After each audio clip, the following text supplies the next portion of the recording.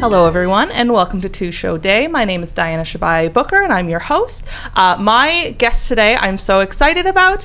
He is an actor and performer, and you guessed it, we met on Spring Awakening. Please welcome Kason Mulderry. Hi, Kason. How are you? I'm pretty good. Good. All right. Thank you for being here today. I was so excited when you texted me. I was like, absolutely yes. Yay! And also, I love your overalls. I have the same ones. Oh, hell yeah. Not many people do. So I know. And I had a feeling you were going to wear them today, so I wore a different piece from the Target Pride collection. So matching the different. I used to not wear them like at all because I was like, when am I ever going to wear these? And then more recently, I've like flourished into I'm going to wear whatever I want. Who cares? And I've never gotten so many compliments on an outfit. Every time I wear this, every time. Every time. Where'd you get those? I know. I'm like, they don't sell them anymore. I know. But they're so comfortable and airy and pockets. Yes. They check all the boxes. Exactly. Oh my God. Amazing. Okay. So let's jump in here. So how did you get started in the arts? So, I mean, I was really young. Like the first show I ever did was The Wizard of Oz, but I was like 5 and I barely remember it. I just remember I was a munchkin. That's literally all I remember. Amazing. Okay. But like my first really big step into theater was in elementary school. We did a show called Dig It, and that was like kind of a push towards it. And then once I hit middle school, I like actively kind of hit the ground running. My sister did theater, so I was very much I'm gonna copy everything you do. Like instruments she played, I played. So it was like literally a whole thing. And I think the show I did, like middle school, we did these shows that were free online, and they weren't musicals, they were plays, and then we would add in like average music, so definitely like not stuff we technically could do, but a middle school production in a town in the middle of nowhere. Don't think many people are going to show up and be like, you can't use that music. MTI is not going to be knocking on your door. Exactly. But it was but we also used like radio music. Like I remember one of them, we put like Never Gonna Give You Up in it. We had It's Raining Men in it, and it was like it was just the most chaotic. It was a murder mystery, and it was a 2-parter. So my 7th grade year we did part 1, and then my 8th grade year we did part 2. We had different actors because people it was a whole thing. I love that. But your teachers were like Angels in America 2 parts. Yes, it was over 7 years. It was so chaotic, but it was so fun. The first year I became like the universal understudy both years because they had understudies, but it was like the understudies would just sit there because people were either there, and the only times they weren't there is like sports, and that didn't happen until midway through rehearsals. So I would show up all the time. So I just filled in for every single role that wasn't there. There was one day that like 3 people weren't there. I played all of them. All of them? Oh my God. And then in 8th grade, I ended up taking over for one of the kids because he got really, really sick like the week of the show. And she was like, I need you to do this. And I was like, I have 3 days to memorize all of his lines. And we threw in, this character was just like the handsome character. Like he had no job, no nothing like that. We turned him into a life coach, basically. So I could carry a clipboard around with the script if I needed my lines. Like we had an excuse for it. I had business cards. Like it was so That's chaotic. Very smart, actually. Yes, it was something that we like had to plan out. We had 3 days, and we're like, okay, we're gonna do this. So I knew the dances and everything. It was literally just the lines. I was like, okay, I think I know these. And then during that time in middle school, my first like musical that I really properly did, I think it was Shrek the Musical Junior. Okay. And I played Little Red. Okay. And that was a lot of fun. It was a little upsetting because it was my sister's last year of us to be able to do a show together, but she was busy, so she didn't do the show. So I was like, the one show we could do together, and you ruined it. And then I ended up doing Footloose the year after that, and that was actually my first role really playing, like, besides middle school, it was my first role actually playing, like, a guy in a musical, because I had, like, just come out. So it was very exciting to be on stage and be like, oh my God, I'm myself. Right, yeah. That's a big deal. Yes. Wow. Did you ever get to do anything with your sister? No. I don't think we ever really did anything theater-wise. I mean, we've, like, sang together my entire life, and we have a younger brother, too, and he's joined in with it. But I don't think we've ever... I'm trying to think now. I don't think we've ever actually done a show properly together. Really? But my sister comes to every single one of my shows. She's always supporting me. So it's never been, like... Never been anything of, like... I've never held a grudge because I'm like, you show up anyways, it doesn't matter. That's sweet. And I know that if like if they had the time to, my sister would absolutely be doing a show with me at some given point. It's just life happens. Absolutely. Yeah. Is she still theatrical? Yes. She's actually in I think it's the Albany Capitol Pride Singers. Oh, amazing. Voices. Okay. I don't remember the full name, I won't lie. But yeah, it does choir in like the community and stuff like that. So we still have our musical inclined moments. I love that. Yes. Amazing. Did you ever have a show where you like saw something or you were in something and you were like, yeah, I want to keep doing this? Do you have that moment? I was in James and the Giant Peach when I was 16 and I played Centipede, and that was definitely a pivot point of, yeah, I really want to keep going at this. This was so much fun. And then I actually, until I did Spring Awakening, I did not realize how big of a community there was of community theater. So I had seen a few shows in the community. I saw a little night music at SLOC. I saw Spring Awakening at Fort Salem. I'm pretty sure I'd seen a couple of shows like at Proctor's and touring productions in other regions. And it just kind of, I was like, I really miss it. And my family was like, stop complaining and just do it. Like, you keep talking about it. And so I had a medical procedure done, had taken a break from my job at the time. And I was like, wow, my job makes me miserable. I want to do hobbies again. I want to have fun. So I threw myself into, I got a vocal coach, like started warming my voice up again and everything like that, and really just kind of pivoted. So I would say probably like, I want to say Spring Awakening at Fort Salem was definitely like my punching point. I saw it, I was like, oh, this is so good, I miss this. And I was like, all right, I got to do it. Yeah, that was my next question. So you and I met during spring, and that's sort of how you decided to audition, right? You saw, you mentioned 2 Brian Clementi shows. Yes. Hi, Brian. So he directed Spring Awakening at Fort Salem before the SLOC production. Yes. Same director, but 2 different visions. Yes. So you saw the Fort Salem one. Yes. And like, you were like talking to Brian there or something like that? So I had a family friend who was in the show. He played Ernst. Okay. And so we were going to support him. And obviously I'd seen a little like music, and Michael Burns is the person who I had seen, who is a family friend. And he had talked about it. He's like, Brian's a great guy. Like, hi, Brian. He's like, he's a great guy. Like, he's a good director. Like, you're going to love it. He did this show. Clearly, you've seen his work. And I'm like, yeah, you're right. And my aunt is we're aggressively Irish, and she is aggressively Irish, so, and an extrovert to the extreme. So she's dragging me to meet the rest of the cast, and she's like, I need you to convince him to go audition right now. And I was like, why would you do this to me? Please stop. Yeah. But I walk over and they're like, do it, you have to. Like, you're gonna have so much fun. And I was like, crap, now I got all these theater kids staring at me and I have to do it. I'm like, well, now I feel like I'm obligated to. But it was something that I had sat on, and I had been taking vocal lessons. My voice obviously wasn't to where I wanted it to be, but it was getting to a point where I was like, I was confident enough to go to an audition. So I was like, okay, that is my goal. I'm gonna sit there. My aunt was trying to send me other auditions. I was like, you're giving me auditions that are a week away. I'm not mentally prepared for them. Didn't even think about them. I'm like, let me have my sole goal first, and then you can start sending me random things. Right. Yeah. But yeah, I saw Spring Awakening there, and it was meeting the cast and having them do it. And then on top of that, my aunt then dragged me to meet Brian, and I had a slight conversation with him, and I was like, this is awkward. I'm so awkward as a human being. I was like, hi, yeah, I want to do theater again, but like, I don't know where to start. Right. But that was the one thing, is that I was like, okay, you know what? Like, that was my goal. It was my focus. And I was like, I'm gonna show up. I'm gonna have an audition song. I'm gonna get this together, and we'll see what happens from there, whether I make it or not. So that's pretty much the pinpoint of how it started. Yeah. So you played Otto in Spring Awakening, famous for the line, look, there he is.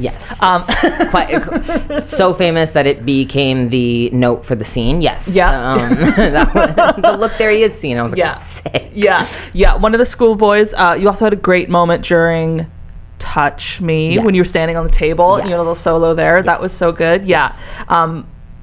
It's all of the boys of Spring Awakening, their names blend together for me, but absolutely. Like getting to do it was like they, I don't know, slowly, and like as you get to know the actors, like you get to know what they're doing in the show, and they all stand out a little bit more. Absolutely.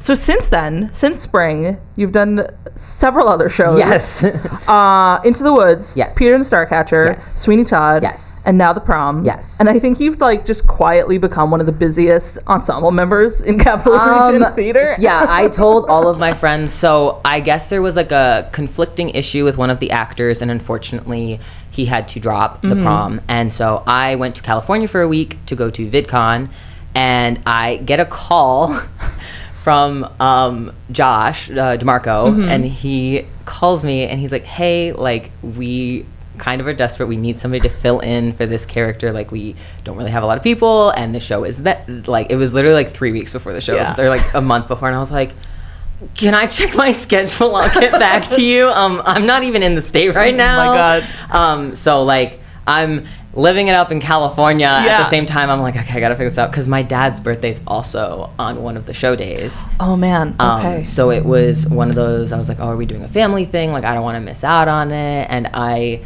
was able to communicate with everybody, so like everyone is aware of it. There's no big issues. It's like probably I can be around for the afternoon and stuff, and I like spend time with my dad before then. Oh, and good. then Okay. For the show, I'm like, okay, well, I love you, but I'll see you later. I have a show to do. But it's definitely like, it was a lot, because I was like, oh, that's a really short amount of time. Yeah, and I was absolutely. like, and this show is one of those like big choreo shows, and like every show I've been in has had choreo, but I've not one that's been like this intensely of learning. And so it was one of those, that's the only thing I'm worried about. I'm not even like, the lines don't have that many, that's fine. The solos and like the notes that I have to learn, like the harmonies, I'm like, okay, this isn't that hard. And luckily everyone on the crew has been very, very helpful and very, like, I'm grateful to them, and they're very grateful to me. They thanked me a million times, and I'm like, I promise you don't have to thank me over and over. I did this, I'm having fun, like, I'm enjoying my time. But the dancing is definitely something that I luckily I'm only in 4 songs, and 2 of them are finales of the acts. So it's not so bad, but the first act I've almost basically gotten. The 2 songs I'm in on there is I'm playing Nick, so and You Happened, I opened the song with a solo prom posing. So with that song I've basically got it all down. It's more so just practicing it over and over to smooth it out. Act 1 finale, I know the dancing. That one is, I just have to practice a little bit more. But Act 2, there's 2 songs I'm in, and I'm like, I know the dance. I have not done the dance that well. I've learned it. I don't remember all of it. There's videos and stuff too of the dancing, and I'm like, it's so hard, because like, first it's like trying to pinpoint the dance captains in it, or if Josh is in the video to the side, trying to watch him do it. And I'm like, I just stare at it. I'm like, okay, so we're... Yeah. And it's mostly just the feet movements, because some of them are so fast. I'm like, I have no idea what the name of this dance move is. I don't know the count to this right now. Like, I have no idea what is happening. But that was definitely... was not intentional. After Sweeney, I was like, oh, I did 2 shows back to back. I'm going to take a break. Right. And I was like, okay, I'll take the summer off. There's a couple of shows I've been looking at, so we'll see from there. And then I got the phone call, and I was like, I guess not. I told my friends, hey, July's free. And then I had to go, hey, so I lied, no, it's not. actually. I'm going to be really busy this month. Hangouts, we didn't plan that many. Gonna have to rain check. See you in August. Yeah. I was like, see you in August, hopefully. Yeah. Sometimes the shows choose you. Yeah. Because I had a lot of people who would ask me to audition, or they're like, are you auditioning? And the auditions were like, I don't even know, a few weeks after Sweeney closed, or during Sweeney. I don't even remember. Yeah. And I was like, no. They were like, you're not gonna audition? I was like, I would. And like, I'm sure I could get a role in it, or I could get, even ensemble. But I was like, I respectfully am very drained. Yeah. Because shows are not, like, as much fun as it is, having to conjure up a character or have all of that energy and stuff can be really draining. And it's like doing the same thing over and over again. I've never, like, I always have fun no matter the show that I do. I try and create like this safe environment. During Sweeney, I don't know what happened, but I was extremely chaotic, like behind the scenes during rehearsals. I was like the standout point. I was a menace. Yeah. Not in a bad way, but I was definitely a menace. But it was one of those, like, I slowly just doing Peter and the Starcatcher really, really livened my love for theater. Oh, good. And so I, like, from that jumped onto the train of energy. And so once I was offered the prom, I was like, I might as well. Like, it came to me, and this is like a massive compliment to be reached out to for it. And I was like, sure, why not? Like, it doesn't hurt, and it's experience under my belt on top of, it's a really fun show to do anyways. Yeah. And everyone in the cast is extremely skilled and talented, and they're so kind. I've literally like made friends with everybody at this point. Amazing. Like, it was like first day, and they were like, Francesca's like, this is Kason, and I was like, hi. I felt like a kid going to school for the first time. Right, new kid in class, yeah. Hey. And then now it's like I can talk to almost everybody. Amazing. Like, I just wander around, people are walking up to me, they're like, oh, I'm so and so, like, so nice to meet you. I'm like, it's really nice to meet you too. And then I just like jump, and it's really nice to have people I know, like Hannah Stefano's in it, and Nicole's in it as well. So it's like really nice to have all of these people that I'm already comfortable with in it, because then I can lessen the blow up. I don't know anybody in this cast. Right. Yeah. But everyone, like cast, crew, everybody behind the scenes has been so kind and so like willing to help, which obviously you would hope for, but sometimes I've had friends in shows where it doesn't happen like that. So I'm like, because I immediately was like, can I just get like the chords of what I have to sing harmony wise? And Garrett is the music director, and he's so sweet and very kind, and he's immediately Google Drive sent it to me. Like, gave the same energy as when Dan Gallagher did it. Like, he was like, here's all the music, I made it for you. And I was like, my guy, it's been a week. But I was like, I'll listen to it. So like, work breaks, everything, I'm sitting there, script in hand, my coworkers making fun of me, I'm dancing, they're like, what are you doing? I'm like, I have 2 weeks, leave me alone. I'm like, I have to learn these things and I have no time.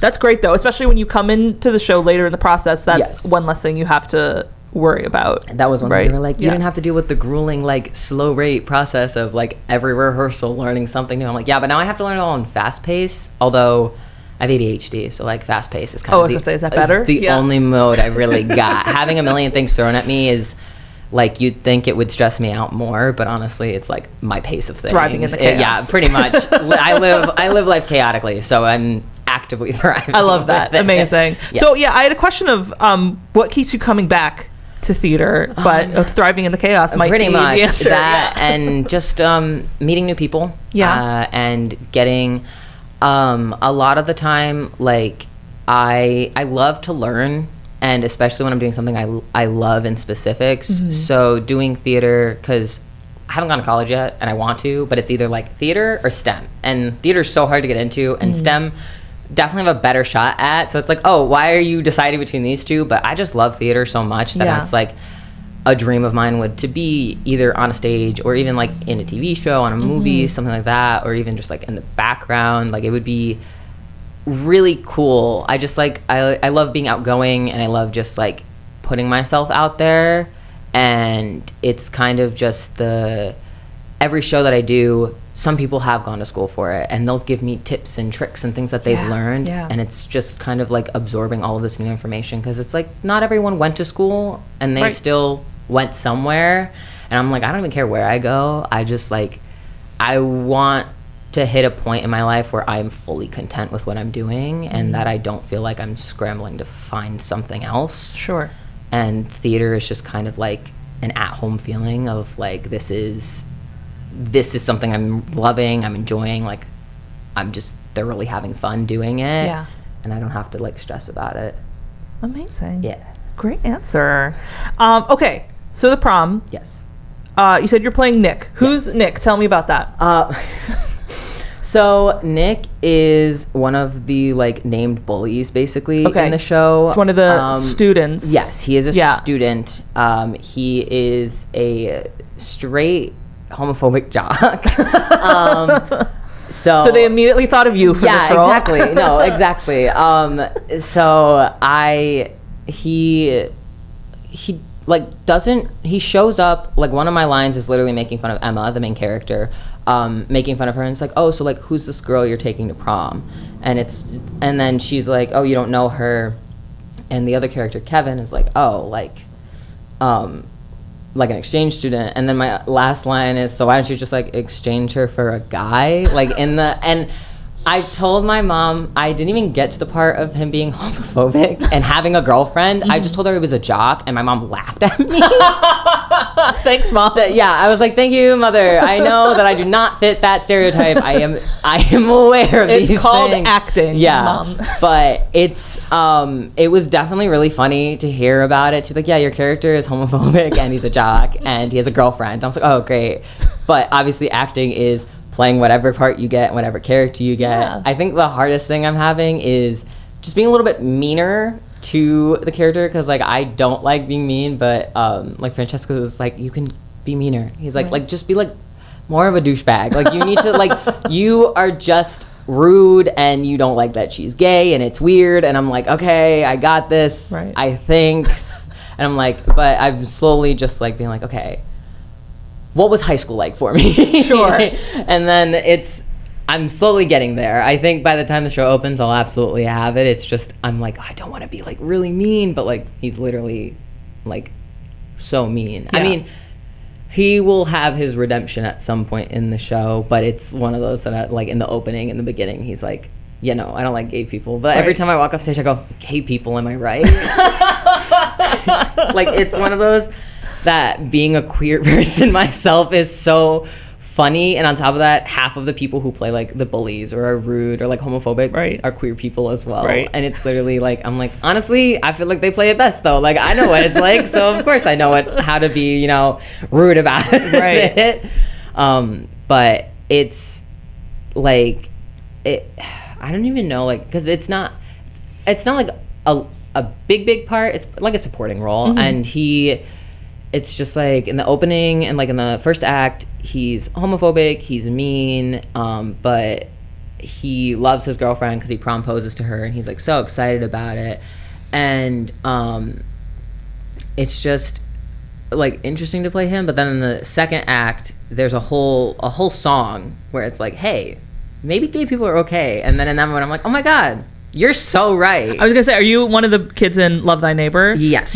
That's a great number. Yes. Yeah. I am in Love Thy Neighbor. That's one of the dances. That's the only dance that I have been taught, but I haven't fully been able to go over. Okay. So I'm a little unsure of it. But it is. I love that song. Like it's such a goofy song, but it's also a fairly accurate song. Like it calls out the things I've called out myself to other people. Right. But it's one of those like playing in that part is so funny because like I'm a fairly expressive person, so just being able to express just like confusion and like upset over this, and then like maybe he's right, maybe gay people are okay, right? But like it's a lot of fun, and Michaela is who plays Kaylee. I don't remember her last name. I'm bad with last names. First names, I got you. Last names, can't tell you. But we've hit it off really well. Like we have instantly really like clicked on a dynamic, and it's like we have scenes where we have to dance together. We're partners in almost every like partner scene anyways. And like there's a part that we slow dance in, and we have been like, we have to like rein it in because she's very funny, and like we bounce off of each other so well that like the other day we were doing the slow dancing and I was like, I love prom, and then I was like, and I love you, and she's like, oh, like it was, but it's like we have to be dead silent, so we're saying this and then trying not to giggle because we got rearranged, so now we're like directly front and center during slow dancing. So like it's like one side of the stage is one thing and one side is the other, and in that side we're like right there and you can see us. And it's like, okay, there are scenes going on. We cannot be too much, but at the same time, it's like, I can't not laugh. And on top of that, making eye contact with somebody for that long. Oh my God. Like, we'll be looking at each other, and then I'll have to be like, okay, how long is good eye contact? I'm like, I gotta look away. I can't. I'm gonna start giggling. Like, I will start drastically laughing, and I can't do that right now. Oh man, so I just realized, we haven't talked about what the prom is about. So for those unfamiliar, the prom is about, it's this high school in Indiana. There's this girl, Emma, who is a lesbian, and she wants to take her girlfriend to prom. And instead of saying, no, these two girls can't go to prom, the PTA has decided to just cancel prom as a whole for everybody. And this group of like washed out New York actors hears about this and takes it upon themselves that they're going to save the prom. And so they travel to Indiana, and the chaos ensues. Yeah.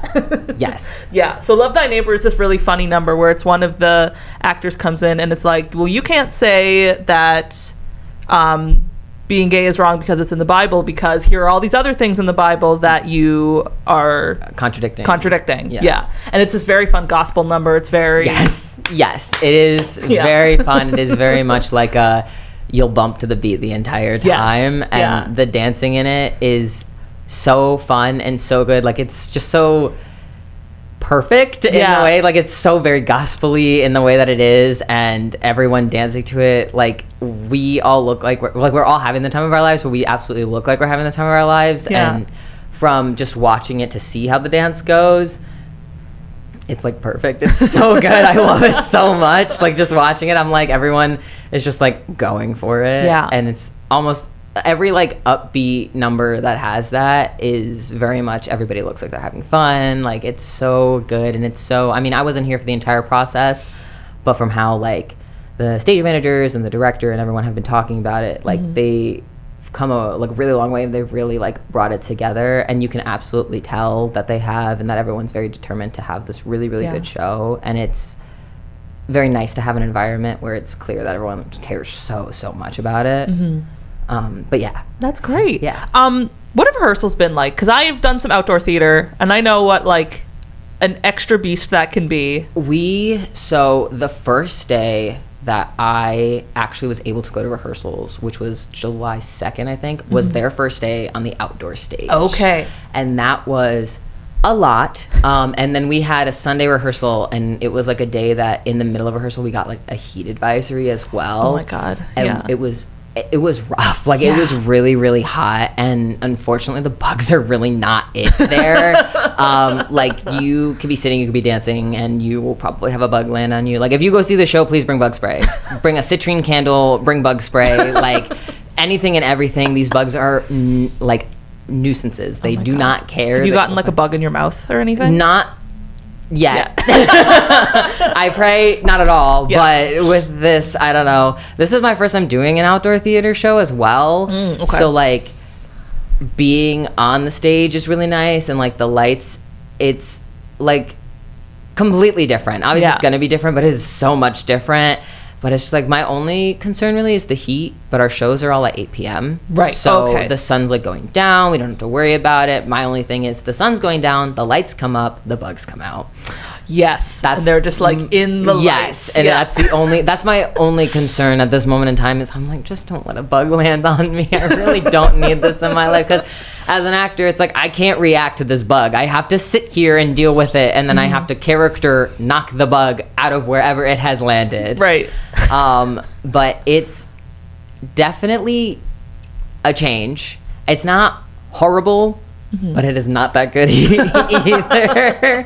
It's very much like there is so much going on, and then on top of that, you're like, and you have to pray that a bug doesn't land on you, and you have to pray that a bug doesn't bite you, and on top of that, there's the heat, so you have to make sure that, you know, you're doing okay. I'm very grateful that this show is a more modern show, so I don't have to wear like 4 layers of clothes while in the heat. That's the nice thing, is it's all very much, we're high schoolers, so we're all wearing, you know, high school attire, like jeans, a t-shirt, whatever. So it's not gonna be like sweltering for all of us, but the dancing is definitely one thing that will be. I do the dancing in the ACs, and I'm still sweating really bad, so I'm like, okay. Yeah, no, I saw Oklahoma at Parkway House recently, and it is a period piece, so everybody is in long sleeves, and then like, you know, the fringe vests and all of that, and I was like, oh boy, I'm sweating out here in my shorts. Exactly. It's like, I can only imagine, especially when you have bright lights on you, and probably like a ton of makeup on top of the clothing. Okay. Oh my gosh, amazing. Remind me of the dates of the prom again. The dates of the prom is July 18th, 19th, and 20th, and then the 24th, 25th, 26th, and 27th of July as well at 8 p.m. At 8 p.m. And it's at Clifton Park Commons stage. It's all free. Yes, 100% free. Recommendation is bring a lawn chair if you got it. If not, bring a blanket and pray that the frontmost part of it is open, or weevil your way between people. I saw Footloose there last year, so like I would say lawn chairs are the way to go for that one. Obviously I'm going to reiterate, bug spray. Please bring bug spray. You will thank me later. But yes, and it's if you are having trouble finding it, there's like a senior community center. If you put that into GPS, it'll like the stage is literally in the grass to the side of it. So right. The senior center is like that's where the parking is. Yes. Yeah. Then you just walk. And then you just walk over. Yeah. Very nice. I'm excited. Yes. Yay. Okay. So let's get into our shows today. Yes. So I kind of didn't have a theme for today. So you told me what your show is going to be, and then I decided to talk about the show I saw last night. Okay. And the theme of today is shows where the lead characters don't say their own names. I love that. That's fantastic. So please, Kason, what is your show today? My show today is Beetlejuice. Yay! Yes. I love this show. I adore this show. Amazing. I have seen it twice touring. I saw it on its first half of like the East Coast tour in Rochester with my sister.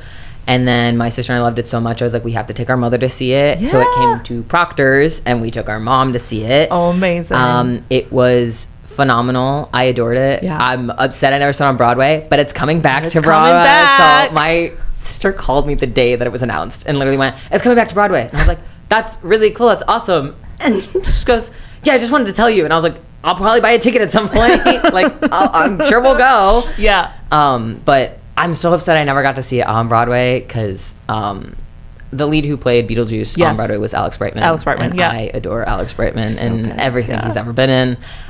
So I'm upset that I never got to see it. I had a friend who did get to see it, and I was like, I'm so jealous. I'm so jealous. Yeah, I did see it with Alex Brightman, but I also saw it when he was here at Proctor's, and I was going to say Justin Collette, who played Beetlejuice here, very close. Oh, absolutely. Yeah, I don't think you're job. Missing anything by seeing him. He was great. Absolutely not. Yeah, I've seen video comparisons of the two of them, and it's like to a T. Like same. They have nailed the character absolutely so well. Yeah, and it's one of those shows that I don't know. I just like. Beetlejuice is definitely a dream role of mine. I would kill to play him any day, any given time. If there are auditions open ever, if it's ever allowed off, like to buy the rights, I'll absolutely be auditioning. Yeah, I'm sure it will go regional eventually. The big thing for that would be like the technical effects. Yes, right? Absolutely. The technical effects and just like some of the props and stuff like that. Yeah. Like watching it and seeing all of the work that they put into it is just so insane, because for that show not only is it the actors and like the vocals and the dancing and the ensemble, like the set itself is gorgeous. And it's just like, I don't even know how to describe it. It's just so good. It's so good. So for those who have not seen Beetlejuice, walk us through what it's about. Okay, so Beetlejuice, if you've seen the actual movie, it is close to that, not 100%. Obviously it's a musical, but that's a little bit of a taste of what it is. Right. But so in the show, it opens up and the lead actress character, Lydia, we open up at her mother's funeral, and it's kind of like this is the basis of where her character kind of has her personality from, is just like a grieving teenager who's like going through it, and a dad who is very much like has very much kind of clocked out emotionally. Like he's physically there, but he's not really like there for her, and is trying to like change her and be like, oh, like you need to be so much different. And on top of that, you go from that to then you go to Adam and Barbara, and they are a couple who live in this extravagantly beautiful house. And unfortunately, they die in that house due to some unforeseen circumstances. And that is where Beetlejuice comes in and is like, hey, I can help you guys with what you need. Yeah. And they're like, okay, sick. He's lying. But he's like, yeah, I can help you guys for sure. And one thing about this show is Beetlejuice breaks the fourth wall all the constantly, time. Yeah. He is consistently talking to the audience. Like this show is very much like you're watching him and he's telling you the story directly. There is no like it is a story being told, but it feels like you're having a conversation with the storyteller. Like, Beetlejuice's first lines are like, holy crap, a ballad already? And such a break from the original source material. Yes. No, literally. Like it is an immediate call out to everything different. Yeah. And it's just the way that it's done is so funny, and the like there are call-outs to members of the audience. Like there's one point where he's like, this guy knows what I'm talking about, he's pointing at an audience member, and I'm like, this is chaotically hilarious and is like one of the perfect shows. And through to be back on the topic about what happens, through that is Adam and Barbara have died, and their house gets bought by Lydia's father to renovate and to hopefully resell.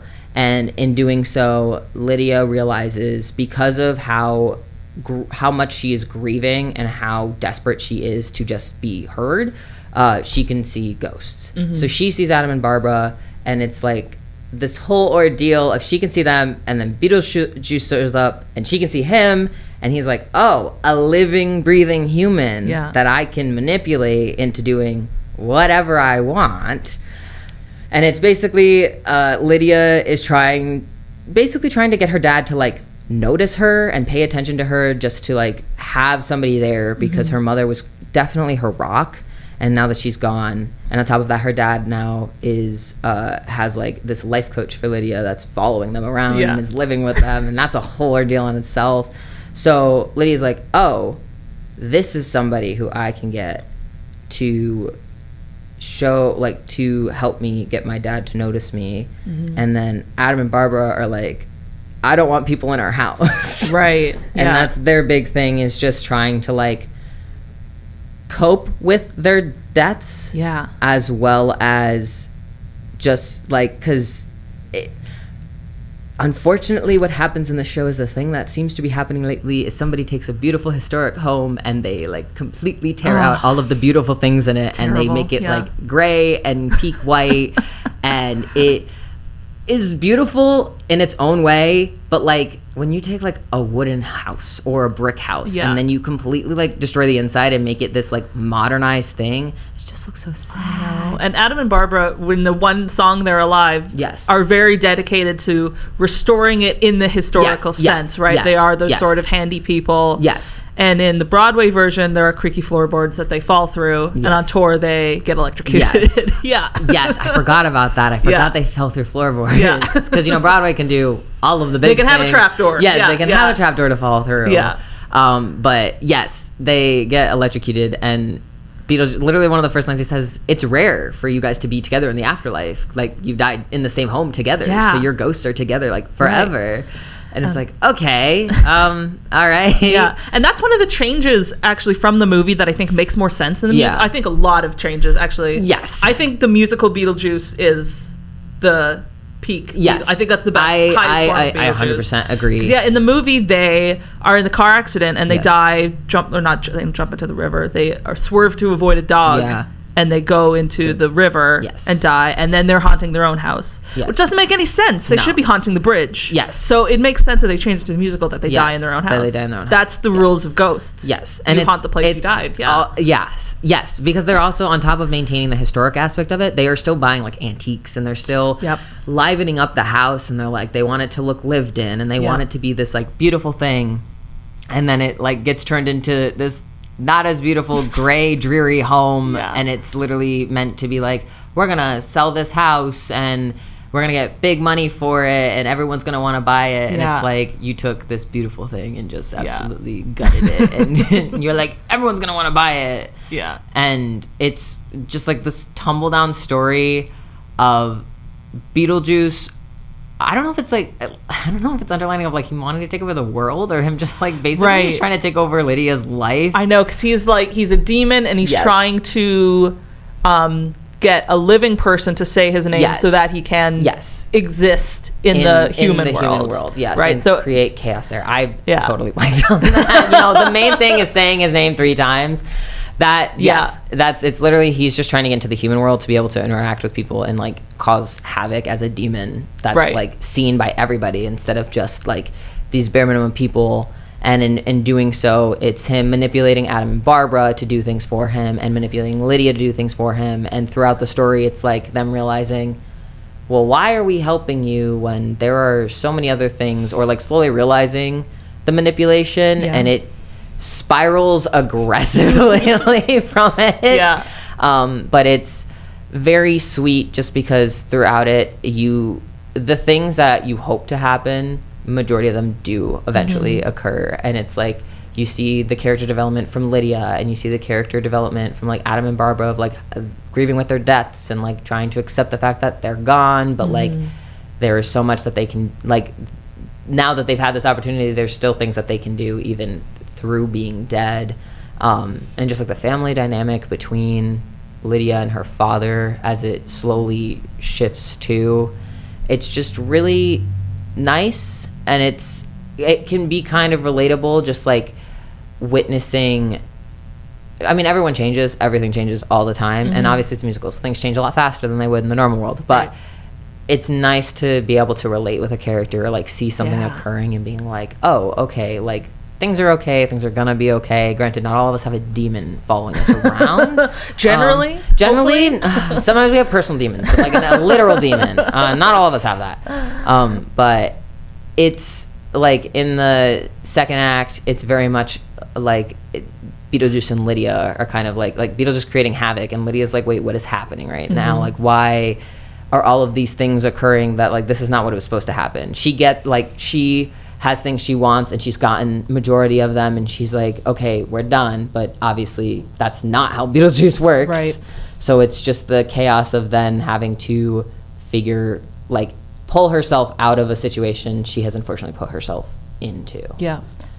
I think so. Beetlejuice is about death. That's the first song. Yes. Welcome to a show about death. Yes. And it's like, it's death in like the Halloween-y sense of it, but so much of the musical deals with grief. Yes. Right? 100%. It deals with Adam and Barbara's grief of they died very suddenly, nobody was sick, and they're like, we had so many other things we wanted to accomplish. Yes. There's this question of like, should we have a baby? Should we not have a baby? Yes. I personally think they're like this power child-free couple. Yes, 100%. And like people are pressuring them into having a baby, and they're like dancing around the question. That's absolutely how it feels, because in the show, like Adam is renewing a crib, but the way that they talk about it is not talking about it of like, we're gonna have a child. It's more of like, he's like, this is my baby, like this is my precious thing. The house is their baby. The house is their baby. And it's like one of those, like you said, it's kind of like a will they won't they type B. They dance around it, but when they talk about it, it seems like he's like, oh, like I'm restoring this crib for like, I think he mentions like a family member or something like that. And it's like, okay, so as I also view them as this power couple that's child free, that's living their life, and they're, you know, creating something of their own. And on top of that, it also shows like when you die, like it's unfortunate, but things just keep going. When you die, or if someone dies in your life, nothing stops. Life keeps going. Even if you're grieving, even if you're stuck with having to deal with all of that, life will continue to go. And I think one of the greatest ways it kind of opens up into it is after they die, is they are like, oh, awake, and their stuff's being moved out, and it's being taken out, and their house is being gutted already, and they're like, whoa, like you can't be in here, but they're dead, so nobody can see them. And it's like you realize the time jump of, oh, things just go. Life is consistently going. Unfortunately, it never stops. But you get to, like, it's kind of witnessing that just because things keep going and you're stuck in that moment of time does not mean that you can't reach a point where you can get out of it. But it also shows that not everyone is going to notice, and sometimes like a reach out for help is more needed than I think most people realize. And there's also, so there's Adam and Barbara's grief, and then there's Lydia's grief of losing her mother. Literally has an entire song about it. And she sings Dead Mom all the time. She's talking to her mom, and she is very frustrated with her dad because her dad has this life coach who is also his girlfriend, who Lydia doesn't realize until later. And he's just sort of dealing with it in such a different way, and they're not communicating with each other. Her dad is, I think, thinking like, okay, Lydia's grieving her mom, so I need to find her some sort of mother figure in her life to make her feel better, when really they need each other, and you know, to just be able to talk about the mom. It's clear the life coach is also, she's trying, I feel like it's clear that she's not trying to replace her mother, and she, from when I've seen it and like from how it feels, she's not trying to replace her mother, but it's like the dad is trying to push that for her to do. And she's like, she's just trying to help Lydia with the goofiest tactics possible, but she's trying her best. But it's very clear that she just wants what's best for Lydia. And she, like throughout the show, she's consistently trying, and Lydia is very clearly not for it. And like you said, like dad and Lydia, like they need to have this like intense like sit down conversation and stuff, and it's like he just thrown someone else into the cycle of it all. But it's nice, like it's good to see how other people. Like, you have the pessimist, you have the optimist, and you have, like, you know, like, the realist or like the oblivious to it and thinking, oh, things just got to keep going, like I need to have this replacement for her mother so that she has somebody. It's like, I can't do these things, these are motherly instincts. And it's like, but they're not. They're parental instincts, and you're still a parent, whether the other parent is there or not. Right. Yeah, you can't just fill that hole that's been left. We can, of course, add other people to the community, which is eventually what happens at the end, but there's always that hole, and we acknowledge it, and 100%. That's how we do it. But so all of that is like new to the musical. Yes. Very little of that happens in the movie. And I think that is like what makes the heart of the show. 100%. Is all of this. And Lydia is more the protagonist in this. Yes. And Adam and Barbara are more in the movie, I think. And yeah, all of them have this growth throughout. And yeah, they realize all of these things, right? Lydia realizes, okay, I need to stop being purposefully harsh to my dad, and you know, I need to realize he is grieving his wife too. I'm not just grieving my mom. And they have this great moment where they agree to talk about her more. And that is such a cute moment. I think I cried the first time I saw it. I definitely cried, because it's just like watching, and like you realize like she's literally a teenager, like she is a child, and she has to go through all of this. And it's like, it's the one thing of, it's, you know, you see it in TV shows and movies and stuff of like the emo kid, like they're like, it's like they lost someone or something, and instantly death is all they can think about. It's like wearing all black and just like not interacting with the like real world, and just being like themselves but in their own little way. But it's very much the dynamic of, oh, the parent is seeing this and it's just kind of trying to ignore it and trying to force their kid to be someone, like push through something that they can't, while ignoring their own issues at the same time, of like going through the same process but in totally different ways, and neither of them wanting to face it together. But then eventually, like, there's this really sweet moment between them where they're like, we need to talk about her more, like we need to bring her up more. And it's just like, it's just a surreal, very sweet moment, because you realize you're like, okay, so like this is possible, like this was all they needed all along. But you also watching the show, it's like this, the fact that it took all of this chaos for this to happen, but like eventually at least it did happen, because it's just this cute little moment of, we should do this, we should commemorate her instead of ignoring the fact that she's gone. Exactly. And and Adam and Barbara have their own song about how they're different people now. I use air quotes because they're dead, but they're like still, they've changed through death. Yeah, exactly. And so they have this thing about, we have to leave our past selves behind and be who we are now. And I also love that they are parental towards Lydia. And some people, I guess, read into that as Lydia is their child, but I read it as child-free people can still love children in their life without having their own children. I'm projecting here because I'm a child-free person and I love my niece and nephew very much, and like, things like that. That'll probably be me. I love being fun auntie. It's the best. But and all of this is in Beetlejuice. Like, Beetlejuice is like, you're like, it's showtime, but it's like, you're like, it's this like creepy little guy who's just like a menace to everybody possible. But it's like, it's seeing all of these other people that are actively going through life. Exactly. It is you get all the Beetlejuice shenanigans. Yes. I especially love how much he hates Brigadoon in this musical for some reason. It's like, fuck Brigadoon. He says it several times. Quite literally. Yes. That is, it's, the jokes in it too are just so funny. Like, I don't remember what it is, but one of them, he's like, it's like being a gay Republican or something. And there's one story he's like, and that's how I got herpes from Katharine Hepburn. It's like crazy. It's just these random one-liners that sometimes you're like, I know this is probably in the script, but like, who sat down and wrote this out and said, this is the line we're using, this is what we're doing? And I heard some scenes they like toned down before it got to Broadway too, like, and it's pretty wild. I was that's why my sister and I were like, we have to take mom to this is hilarious. And so I was like, oh, it's back on Broadway. My mom was like, it was a good show, but like, I don't want to see it again. And I was like, that sucks, I'm gonna see it again.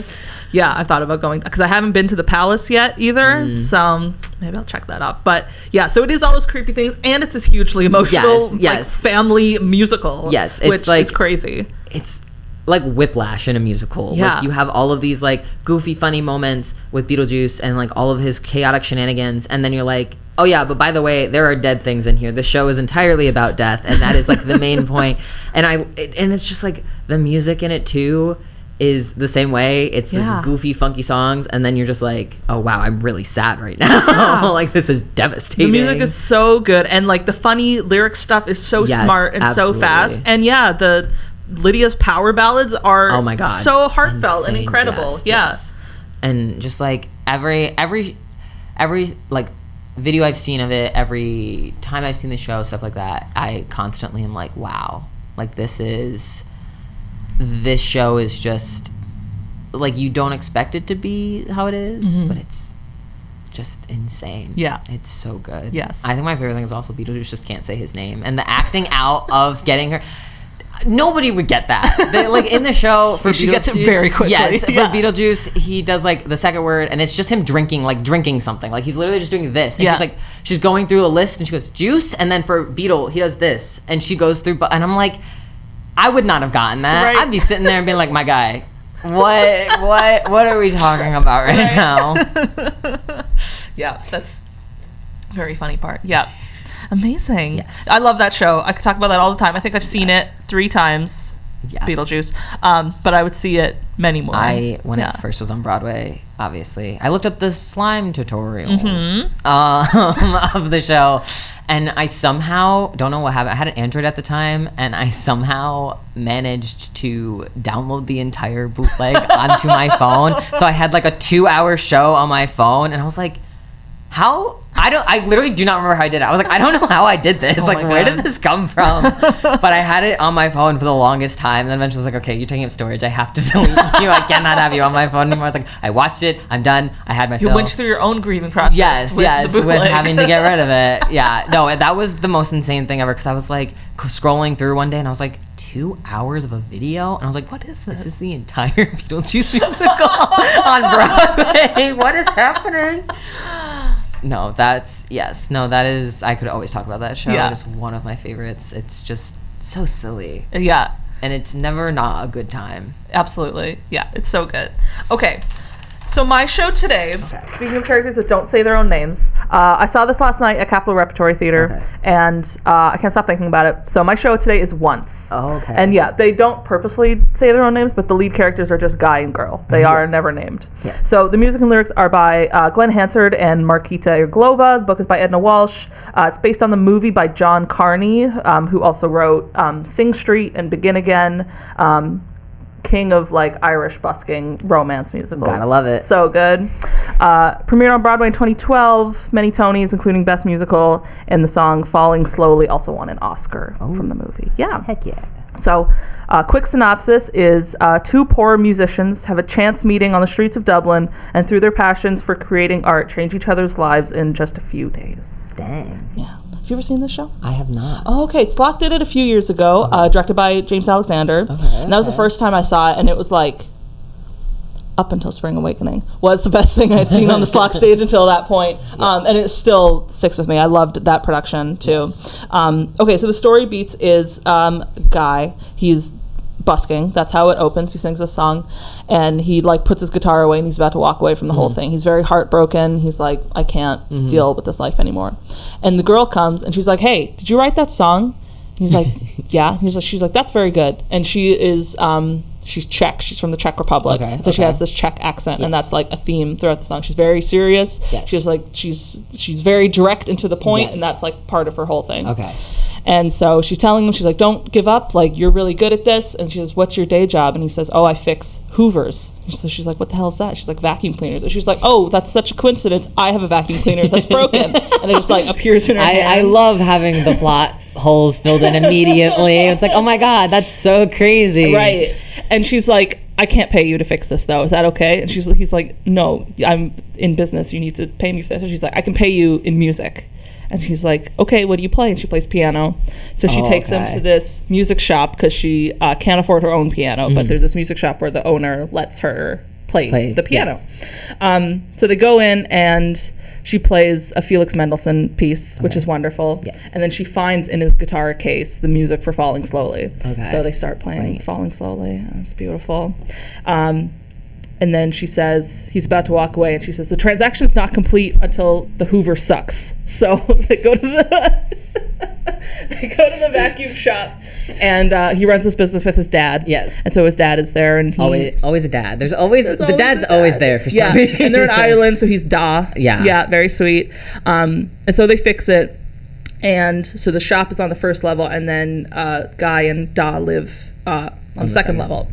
And so they fix it, and the guy says, you want to see my room? And she's like, what is happening? She's like, just for a few minutes. And she's like, okay. So they go upstairs, and he plays her some songs that he's recorded, and they talk about his ex-girlfriend, and she moved to New York 6 months ago, and he's very heartbroken about the whole thing. And he tries to come on to her, and she says, fuck you. No. And she leaves. No. Yeah, she said, I'm not that kind of girl. Yeah. And she leaves.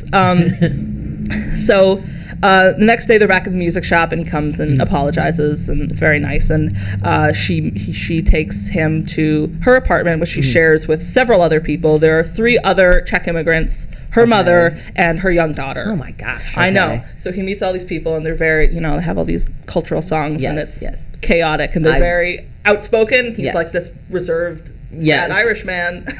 And they're like, hey, here's a million things we're about to dump on you real fast. Yeah, exactly.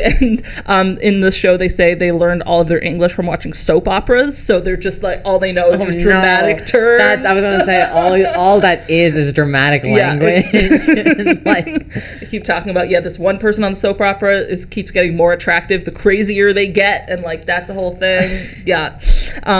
So he realizes, she has this family here, she has this daughter, and the girl's father is not currently in the picture. So she's got her own heartbreak baggage that she's dealing with.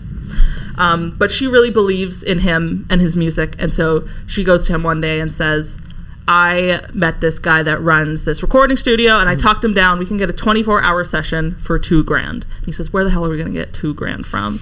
She says, I know this bank. My mom got this loan, and she paid them back, so we're in really good terms. She brings him this suit. She's like, we're going to go get this loan from this bank.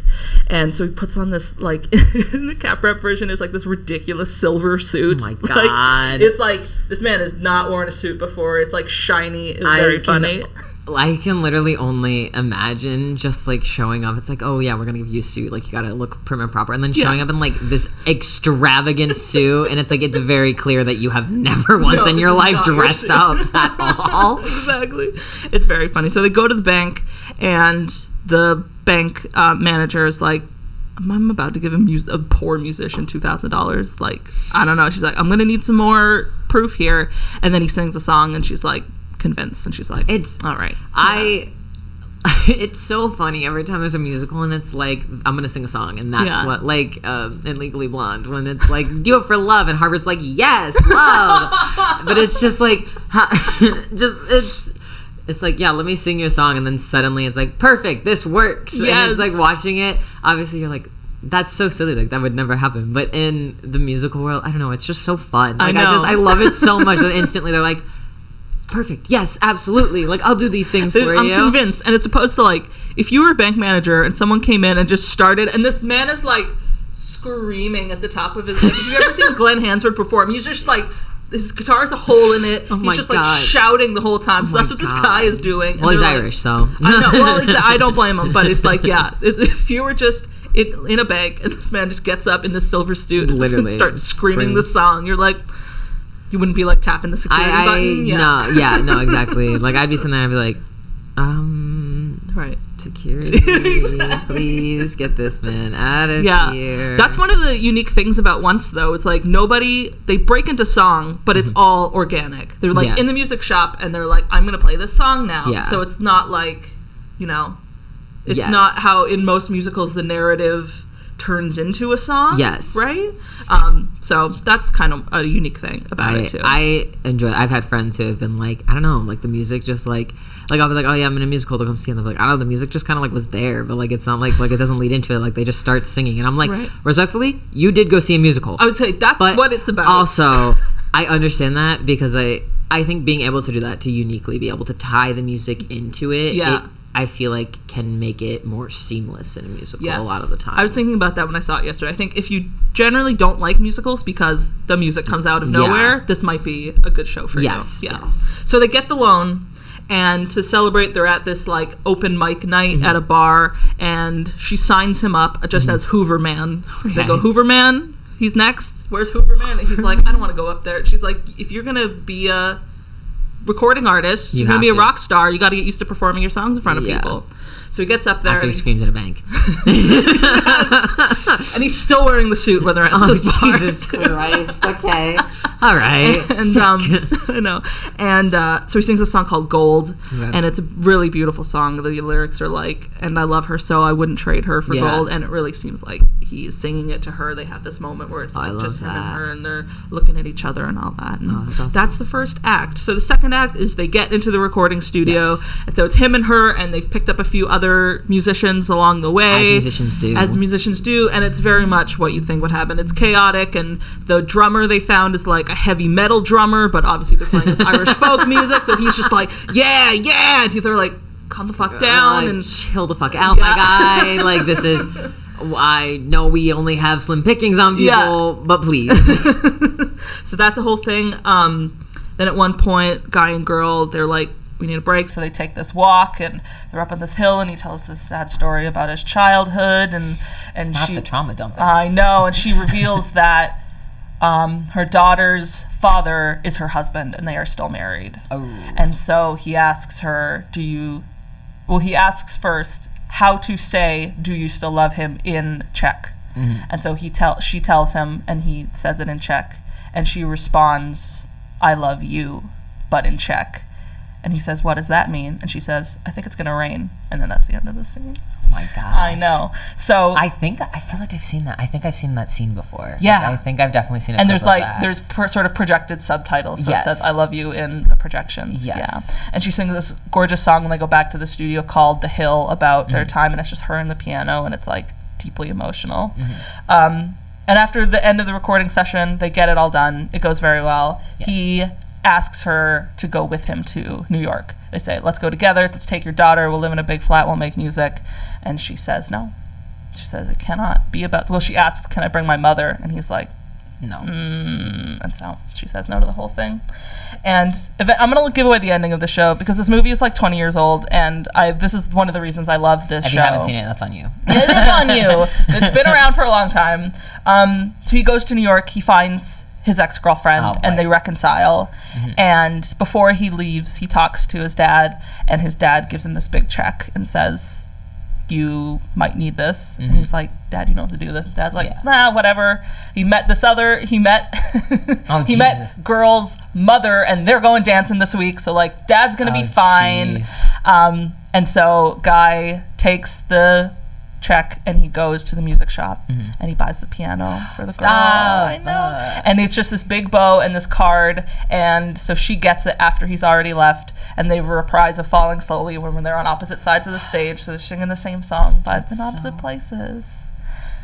That's devastating. I know, it's devastating. That's so sad. But I just love, and we talked about this actually on our last episode with Jack Whalen. We talked about the Before trilogy, which is where two people meet and we have this fate night, and then they go their separate ways. And I love that story. I can definitely agree with that, because it's just one of those, like, it's like this little sparking moment that you see, but it's like not everything is meant to be, right? And I think it's realistic is the thing. Is it's like there can be people that you meet and you have this thing with, and then suddenly it's like, but this is not what either of us want. And it's like, if there are conflicts, it can't happen all at once. Right. Like, it's not going to happen. Exactly. And it's like, they're still meant to meet. Yes. They're just not meant to have this long-term relationship. Yes. And at one point she has this line about, you have unfinished love. Yes. And I think both of them sort of have this, and they connect over their music, and they very much are very good at making these things together, and they unite that way, but they are sort of channeling this love they still have for these other people towards each other. Yes. And she realizes that it's not actual love, like romantic love for each other, I don't think, but they're just meant to set each other on their paths. Yes. Yeah. It's like that. It's the little, like, it's like you found your person, or like, because everyone in everyone's lives is always like, sometimes you're going to stay in people's lives forever and sometimes you're not. But sometimes you are a stepping stone for them to figure out something else. And like, I haven't seen the show, but it sounds lovely. I've definitely heard of it. Like, I definitely know that. I just haven't seen anything about it, but it sounds very sweet, very devastating. Yeah. But it's nice to see, like, it's all of the little things, like, it's just kind of shows, and then like him buying her the piano and like that being the ending of it's like, clearly they have stuff going on, and like it was not meant to like be long term. It was meant to be this little thing that was theirs at one moment in time, and then now they're actively like able to do the rest of their lives. It's so beautiful. I haven't even mentioned this. The main like gimmick of Once is that everyone is playing instruments. Like, guy and girl play their own instruments, but also there are 12 cast members and everybody's playing instruments. Whether it's guitar, there's violin, there's cello, there's an accordion, there's mandolin. I love that. There's melodica at one point. Oh my God. Like, everybody in the cast is playing instruments at all times. And sometimes it's in the scene. They're like, we're the band. But sometimes it's just like, guy and girl, for example, are in the scene and the ensemble is just like around them being the band. And it's... I love shows that somehow incorporate the band onto the stage, whether it's obviously there's characters or they're playing an ensemble role, or it's just like the actual pit itself is on stage.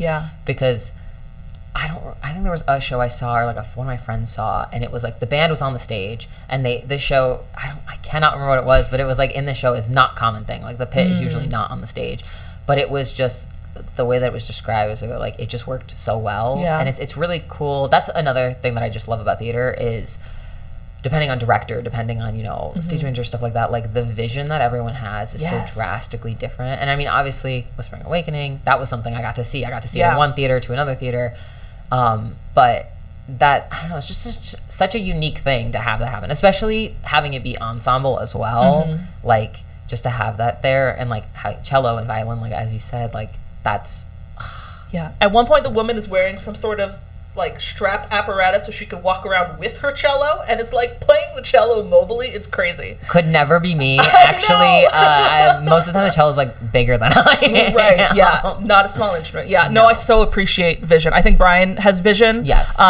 When you see a show and the director has very clearly like, this is what we're doing with this. Yes. It's going to be in a different direction, but if you commit all the way to it, yes, I think that is like almost more important than the content of the show itself. Yes. It's having clear directorial vision. 100%. And when you get that, it's like extra magic. It was for sure. like that during Peter and the Starcatcher with Molly.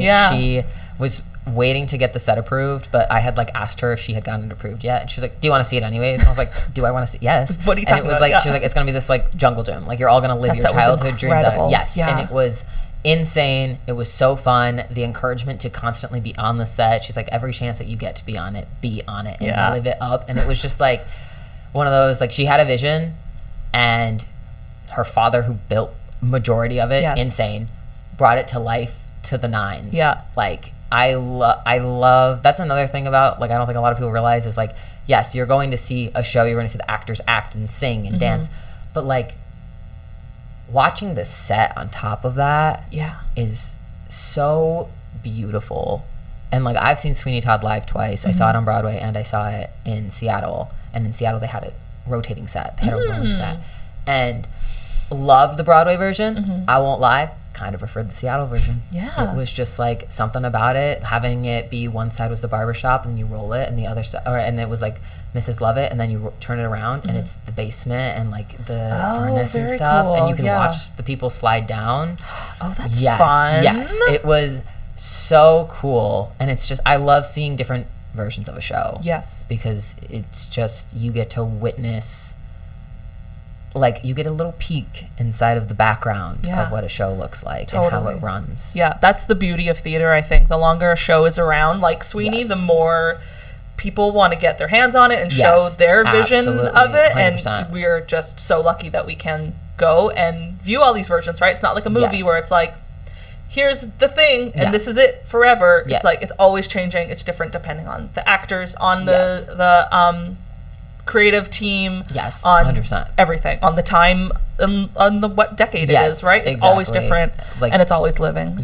Changing. Like that's just such a beautiful thing about theater is being able to not only do actors get to like create their character and bump into their character, and like yes, directors have a vision for it, but they still are allotted that space to like get to know their character and be their character. But on top of that, it's like there's still the set and like the music and how the music director wants it to be sung and things like that. It's just like having little intricate changes amongst things is so freeing in a way, I feel like, just of theater, and being able to have all of these things slowly come together. Like sometimes when you have a show where everyone's together, and sometimes you have a show where it's like actors, it's certain scenes, so you don't all get to be together all at once. So getting to know each other sometimes is like the first full run of a show. Right, yeah. And it's a beautiful thing to witness, especially when it's like a small moments and then you're all together at that last moment, is seeing how